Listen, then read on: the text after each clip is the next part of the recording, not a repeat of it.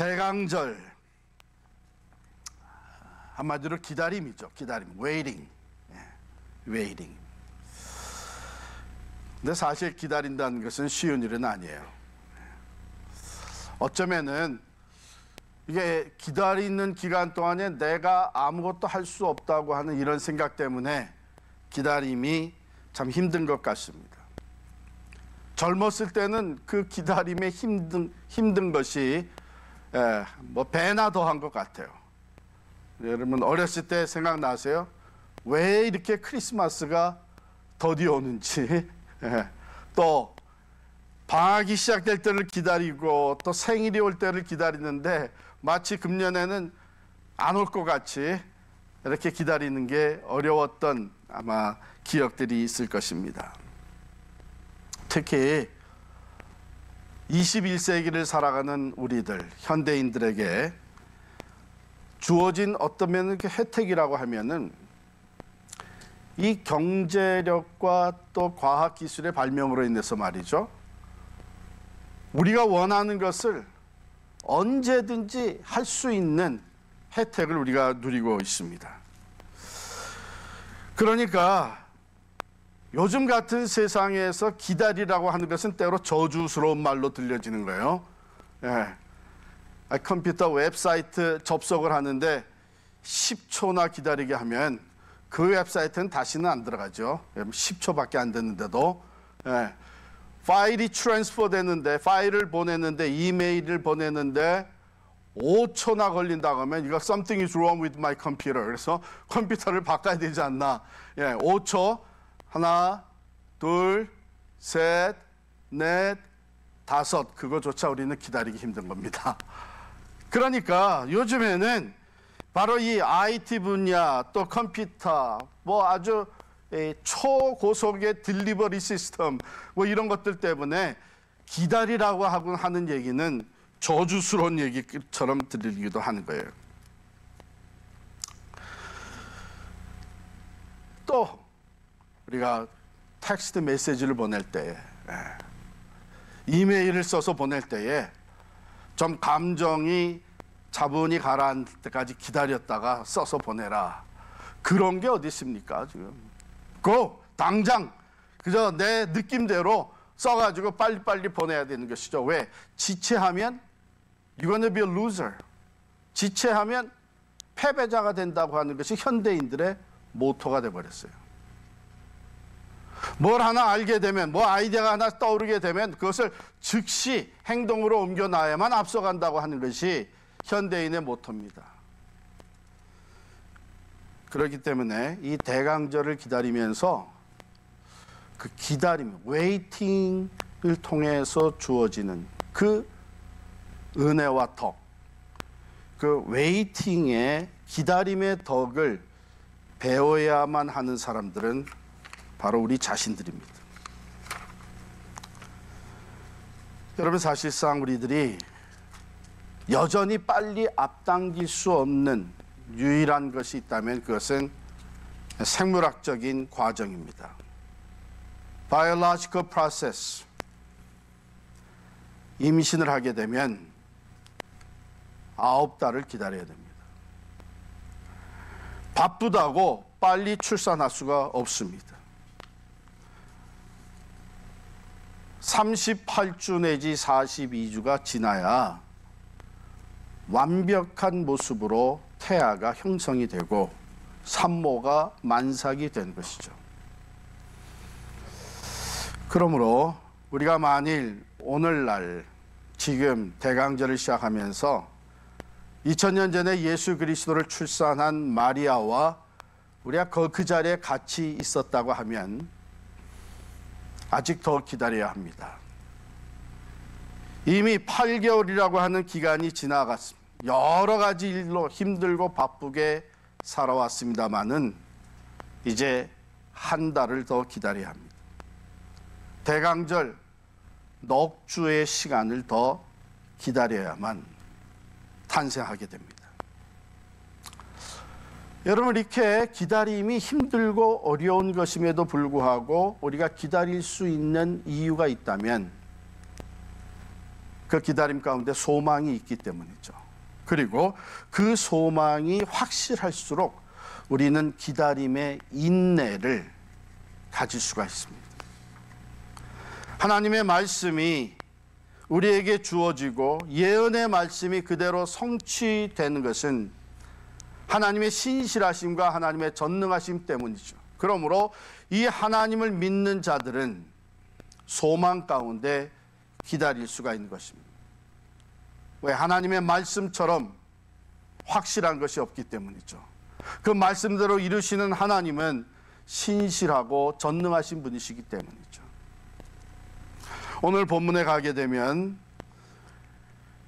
본문의 역사적 배경을 조금 이해할 필요가 있는데요. 여기에 전에 고통받던 자들에게는 흑암이 없으리로다.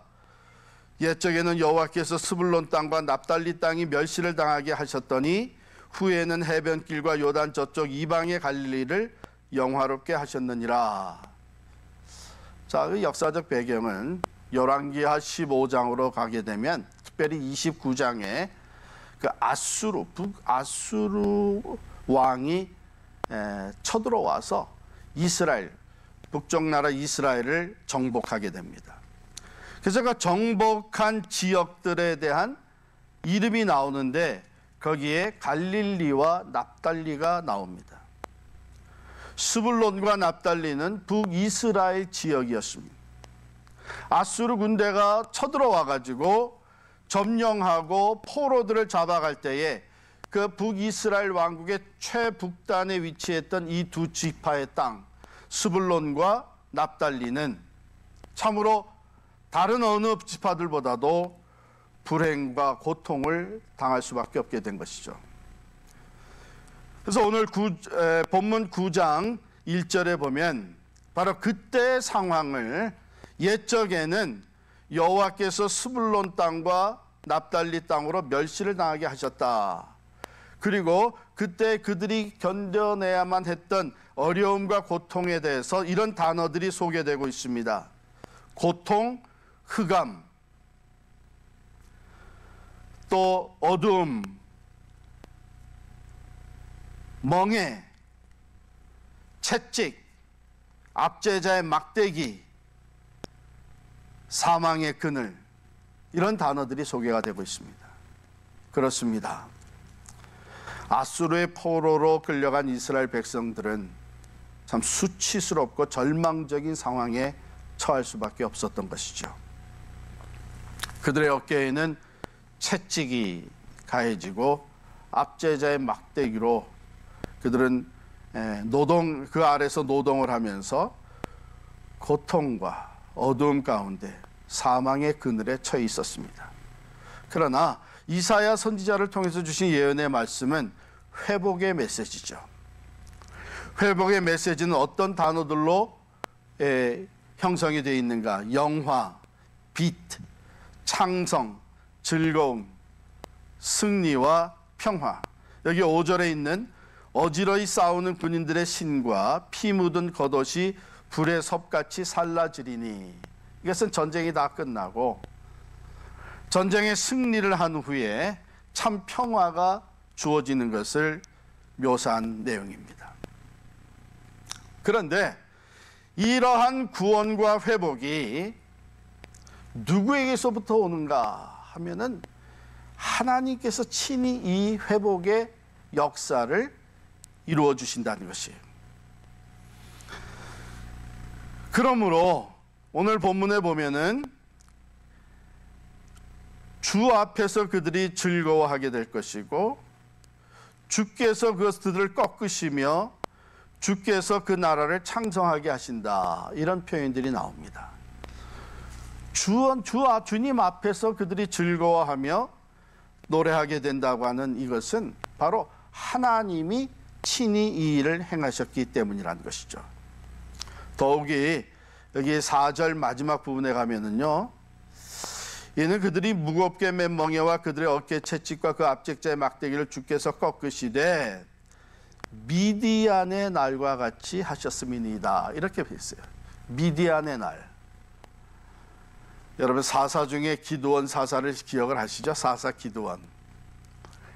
이 미디안 사람들이 이스라엘 백성들을 괴롭히고 드디어는 연합군을 조직해가지고 몰려와서 이 이스라엘을 공격하게 됩니다. 이 사사기 7장 12절에 여기에 보면 그 이스라엘을 치기 위해서 몰려온 미디안을 중심으로 몰려온 사람들의 그 수가 어느 정도였느냐 하면 미디안과 아멜렉과 동방의 모든 사람들이 골짜기에 누웠는데 많은 메뚜기의 많은 수와 같고 그들의 낙타의 수가 많아 해변의 모래가 많음 같은지라. 그러니까 이제 이 대적이 이스라엘을 치려고 몰려온 이 대적들의 그 수가 헤아릴 수 없지만 메뚜기 떼가 땅에 딱 깔려 있는 것, 그리고 그 낙타 수를 보게 되면 해변의 모래와 같이 많았다. 그런데 사사 기드온의 군대는 몇 명이었느냐? 고작 300명. 300명이라도 말이에요. 특별한 무기가 있으면 되잖아요. 네? 우리 북한이 지금 뭐 하나 믿고 저렇게 큰 소리 쳐요? 네. 핵무기가 있으면 되는 거예요. 그러면 기드온의 300명의 군사가 가지고 있었던 무기는 무엇이었느냐? 나팔, 손에 나팔을 가졌고요. 빈 항아리를 들었고요. 그 항아리 안에 횃불을 가졌습니다. 이거 가지고 뭘 하자는 거예요? 그런데 그 전략은 뭐였나 하면 나팔 소리가 울려 퍼지게 되면 300명 모두가 다 나팔을 불어대고 항아리를 깨고 함성을 지릅니다. 그러면 남은 것은 횃불이에요. 그 한밤중에 이 대적들이 다 잠을 자고 있는 한밤중에 이런 전략을 가지고 가는 거예요. 이게 누가 지시한 거냐 하면 하나님이 지시한 거예요. 그래서 그 말씀대로 순종을 했더니 자던 대적들이 그 나팔 소리, 항아리가 깨지는 그 소리, 그리고 함성 소리에 놀라가지고선 엄청난 대군이 몰려왔는가 보다. 정신없이 싸우기 시작하는데 자기들끼리 싸운 거예요. 그래서 자기들끼리 싸우다가 쓰러지고 도망가기 시작을 했습니다. 그래서 기드온의 300명의 군사가 대승리를 거두게 된 것이죠. 자, 오늘 여기 말씀에서 앞으로 하나님께서 회복시켜 주실, 하나님께서 가져다 주실 승리와 평화가 어떤 것이 되겠느냐 하면 미디안의 날과 같이 하셨음이니이다. 그건 뭐예요? 인간으로서는 상상도 할 수 없는 하나님의 회복과 승리의 은혜가 그들에게 주어진다는 것입니다. 그래서 주께서 꺾으시고 주께서 승리케 하시고 회복시켜 주시기 때문에 주 앞에서 즐거워하게 될 것이다. 이것은 또한 장차 하나님께서 예수 그리스도를 통해 온 인류의 구원을 이루실 것을 예언해 주신 것입니다. 어떤 방법을요? 우리 사람들은 감히 상상도 하지 못하는 방법이에요. 그러나 하나님의 전능하신 능력과 하나님의 무한하신 사랑으로 이 세상을 장악하고 있는 사탄의 권세를 꺾으시고 그 죽음의 권세를 물리치시고 생명의 역사, 구원의 역사를 허락하시는 이 놀라운 메시아에 대한 예언의 말씀이죠. 마태복음 4장 12절부터 17절까지를 제가 읽어드리겠어요. 마태복음 4장 12절부터 17절입니다. 예수께서 요한이 잡혔음을 들으시고 갈릴리로 물러가셨다가 나사렛을 떠나 스불론과 납달리 지경 해변에 있는 가버나움에 가서 사시니 이는 선지자 이사야를 통하여 하신 말씀을 이루려 하심이라. 일러스되 스불론 땅과 납달리 땅과 요단강 저편 해변 길과 이방의 갈릴리여 흑암에 앉은 백성이 큰 빛을 보았고 사망의 땅과 그늘에 앉은 자들에게 빛이 빛이었도다 하였느니라. 오늘 본문 앞부분에 나오는 말씀 그대로죠. 마태복음의 저자 마태를 통해서 이사야의 이 말씀, 오늘 읽은 이 말씀이 바로 예수 그리스도를 가리켜서 하신 말씀이다 하는 이 분명한 연결을 시켜주고 있습니다. 그러므로 예수 그리스도께서 온 인류의 메시아로 오시게 된 것을 이사야 선지자가 예언한 것이고, 마태가 바로 예수 그리스도의 삶에서 그것이 그대로 성취되어지는 것을 보게 된 것입니다. 갈릴리 지역, 북이스라엘의 북쪽 부분의 이 갈릴리 지역은 이방의 갈릴리라고 이렇게 명시가 되어 있는데, 그 지역은 이미 이방인들이 많이 들어와서 같이 섞여 살던 지역입니다. 그런데 예수님께서 바로 그 지역에서 주로 사역을 많이 하셨어요. 예언된 말씀대로 하셨죠. 이 말씀은 뭐냐면 예수 그리스도는 단지 유대인들, 이스라엘의 구원자로서만, 메시아로만 오신 것이 아니라 온 인류, 이방인들을 포함한 온 인류의 구세주로 오신 것을 보여준, 암시해준 말씀입니다. 예수님이 이 땅에서 공생애를 시작하기 전에 예수님보다 6개월 먼저 와서 예수님을 증거했던 세례 요한이 바로 그렇게 선포했죠. 세상 죄를 지고 가는 하나님의 어린 양이로다. 이스라엘의 죄가 아닙니다. 유대인의 죄가 아닙니다. 온 세상의 죄를 지고 가는 하나님의 어린 양. 바로 오늘 본문의 말씀은 온 인류의 구세주로 오시는 예수 그리스도, 온 세상의 메시아가 되시는 예수 그리스도에 대한 예언의 말씀입니다. 자, 이 하나님의 구원의 역사는 한 아기의 탄생으로 이루어진다고 6절에 말씀을 했어요. 당시 그 역사적인 배경으로 보게 되면 성경 주석가들은 이 한 아기가 그 당시에는 히스기야 왕을 의미한다 그랬습니다. 맞습니다. 북이스라엘이 아수르에게 침공을 당하고 멸망의 위기에 놓여 있을 때에 많은 사람들이 포로로 잡혀갔을 뿐만 아니라 또 남쪽 유다로 내려왔어요. 피난을 온 거죠. 그 유다 왕국이 그들을 품었고, 하나님께서는 히스기야 왕을 통해서 이 이스라엘 백성들을 회복시켜 주셨습니다. 그러나 이것은 한 아기의 탄생으로 이루어지는 구원의 역사는 궁극적으로 동정녀 마리아, 처녀 마리아를 통해서 이 땅에 탄생하실 예수 그리스도를 말하는 것이죠. 예수 그리스도는 온 인류의 소망이 되신 것입니다.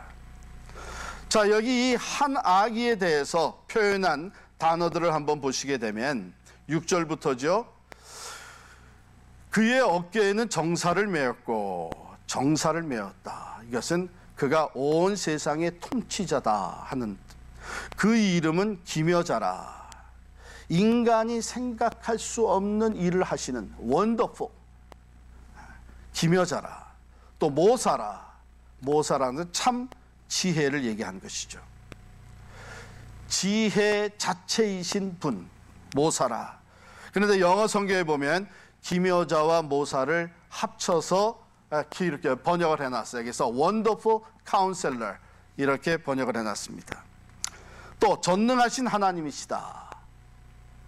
성자 하나님, 예수 그리스도는 하나님과 동등하신 전능자이시다. 그리고 영존하시는 아버지다. 이건 무슨 표현일까요? 영원히 계시는데, 영원한 통치자이신데 그는 아버지와 같이 사랑으로 통치하시는 분이시다. 이것이 탕자의 비유에 잘 표현되어 있지 않습니까? 그리고 마지막으로 그는 평강의 왕이다. 공의로 다스리시며 참 평화를 주시는 분이십니다. 바로 예수 그리스도가 우리 삶에 들어오시면 오늘 본문이 보여주는 것처럼 죄와 사망의 어두움이 물러갑니다. 왜냐하면 그분은 빛과 생명이 되시기 때문입니다. 그분이 우리 안에 들어오시면 하나님이 다스리시는 천국이 이루어집니다. 그분이 통치자가 되십니다. 그러므로 고통, 흑암, 멸시, 사망의 그늘, 멍에, 어깨의 채찍과 압제자의 막대기 등은 다 사라지게 되고 영화와 빛, 창성함과 즐거움, 승리와 평화를 누리게 되는 것이죠. 오늘 말씀의 마지막 부분에 보면 여호와의 열심히 이를 이루신다고 말씀하고 있습니다. 여호와의 열심, the zeal of the God, of the Lord, 여호와의 열심. 여러분, 여호와의 열심이라고 하는 것은 무엇을 의미합니까? 성경에 나오는 여호와의 열심, the zeal of the Lord은 항상 관계의 회복을 의미해 왔습니다. 즉 하나님께서 죄 가운데 영원히 죽게 된 우리 인생들을 구원하시기 위한, 하나님과의 관계를 회복시키시기 위한 하나님의 열심입니다. 그러므로 여기에 여호와의 열심은 그의 백성을 죄에서 구하시는 열심입니다. 여기에 여호와의 열심은 하나님께서 말씀하신 대로 하나님의 언약을 이루시는 열심입니다. 여기에서 얘기하는 여호와의 열심은 열심히 모든 것을 다 동원하게 만들듯이 하나님의 지혜와 능력이 총체적으로 담겨져 있는 열심입니다. 그의 지혜는 한이 없으시고 그의 능력은 전능하신 능력입니다. 그리고 여기에 여호와의 열심은 그가 만든 피조물을 향한 하나님의 사랑에서 비롯되는 열심입니다. 하나님이 세상을 이처럼 사랑하사 독생자를 주셨으니 사랑하시기 때문에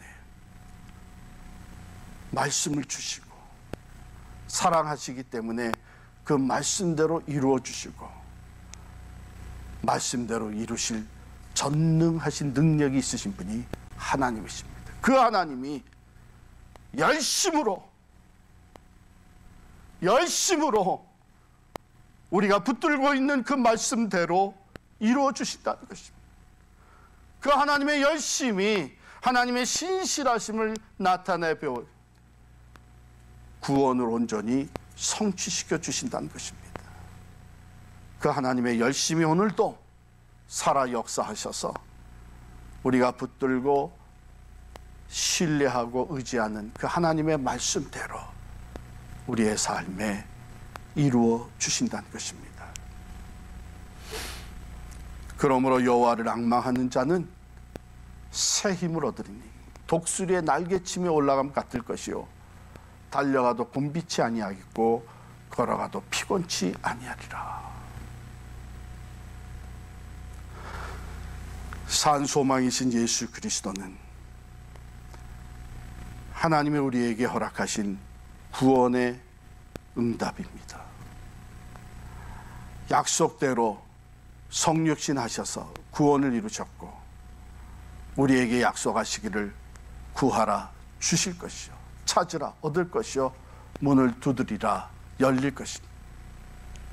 너희가 악한 자라도 자식에게 좋은 것을 줄 줄 알거든 하물며 하늘에 계신 너희 아버지께서 구하는 자에게 좋은 것을 주시지 않겠느냐. 그렇습니다. 우리가 기도할 때에 믿음으로 하나님을 기대하며 하나님을 온전히 의지하고 나아갈 때에 우리 주님은 우리의 삶의 어둠의 자리에 다시 빛으로 찾아오십니다. 절망과 좌절의 자리에 새로운 소망으로, 슬픔 가운데 위로자로, 상처 입은 자에게 치료자로 찾아오셔서 구원을 베풀어 주시는 분이신 줄 믿습니다.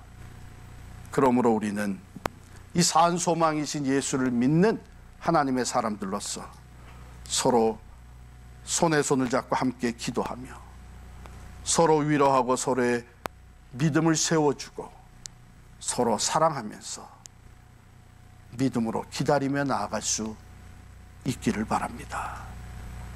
하나님은 반드시 말씀대로 이루시는 신실하시고 전능하신 하나님, 또한 산 소망이 되신 예수 그리스도께서 우리의 삶의 중심에 다시 성육신하셔서 우리에게 새로운 소망을 주실 줄을 믿습니다.